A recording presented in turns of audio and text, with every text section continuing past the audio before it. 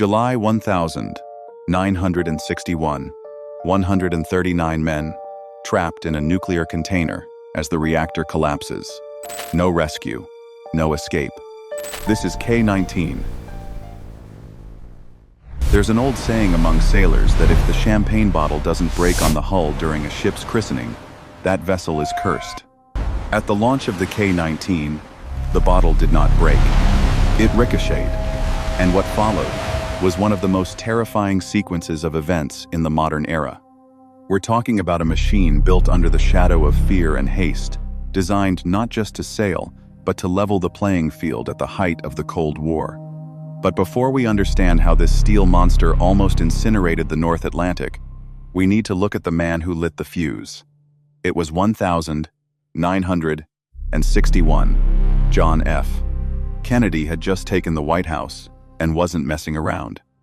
He ordered the massive production of 1,000 ballistic missiles and 32 Polaris submarines. American supremacy was absolute. Washington could destroy the world 10 times, Moscow only twice. For the Kremlin, this was unacceptable. The order came from above. The Soviet Union needed a nuclear submarine in the water. Cost what may. And it cost dearly.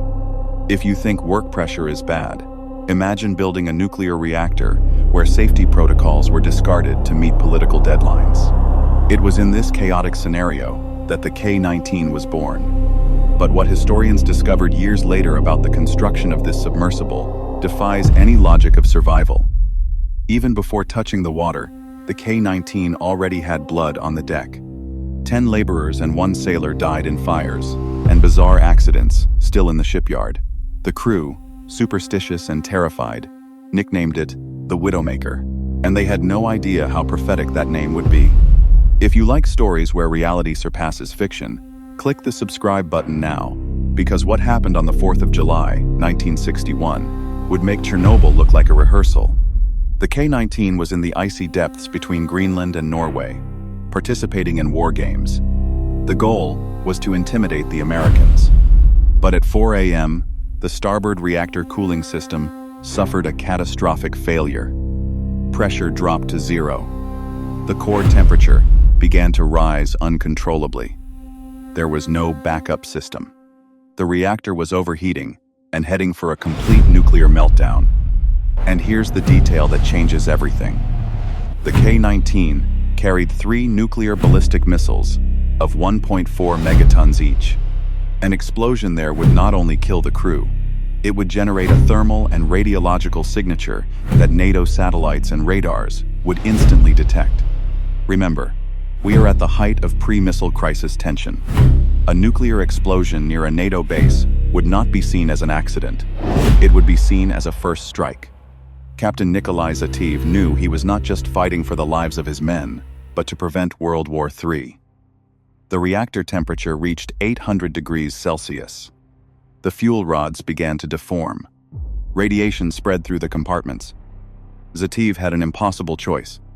Let the reactor explode, or send men to certain death to fix it manually. The improvised solution was to weld new piping to pump the potable water reserve directly into the reactor core. But there was a terrible problem. Someone in Moscow, in a rush to save rubles and time, forgot to provide adequate radiation protection suits.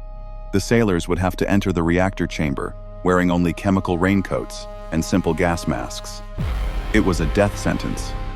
While you process this information, leave your like on the video, as this story was kept secret for almost 30 years.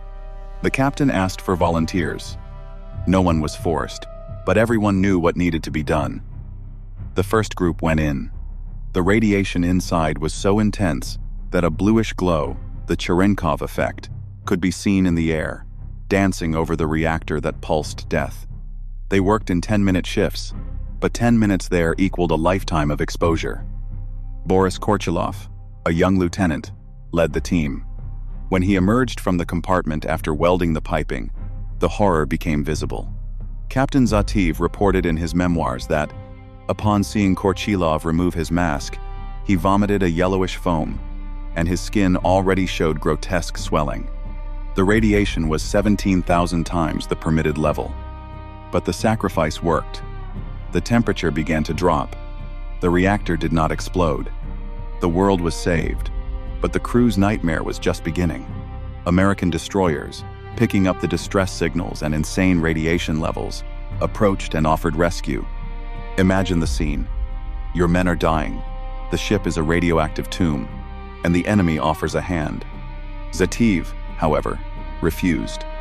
In the Soviet mindset of the time, abandoning the ship and accepting American aid would be considered high treason. He preferred to risk death by radiation rather than hand over Soviet technology and the honor of his crew to the United States. It's a level of loyalty and fear that is difficult to comprehend today. Comment below. Would you have accepted American aid or obeyed orders from Moscow? The tension on board was palpable. There were rumors of mutiny. Some officers wanted to sink the ship and flee to the Norwegian coast. Zativ, realizing he might lose control, confiscated all small arms and threw them overboard, except for 5 pistols for his most loyal officers. Finally, a Soviet diesel submarine, the S-270, appeared on the horizon for the rescue. But the reception was not that of heroes. Upon transferring the crew, the men of the K-19 had to strip naked and throw their clothes into the ocean to avoid contaminating the rescue vessel. When they arrived at the base, there was no marching band or medals waiting. There were soldiers with machine guns and guard dogs. They were treated as criminals. The KGB interrogated Zativ and his men for weeks, trying to find a culprit, someone to sabotage the narrative of heroism and turn it into negligence. The Soviet government buried the story. The bodies of the sailors who died, like the brave Korchilov, were buried in lead coffins, and their families were told they died in ordinary accidents, with no mention of radiation.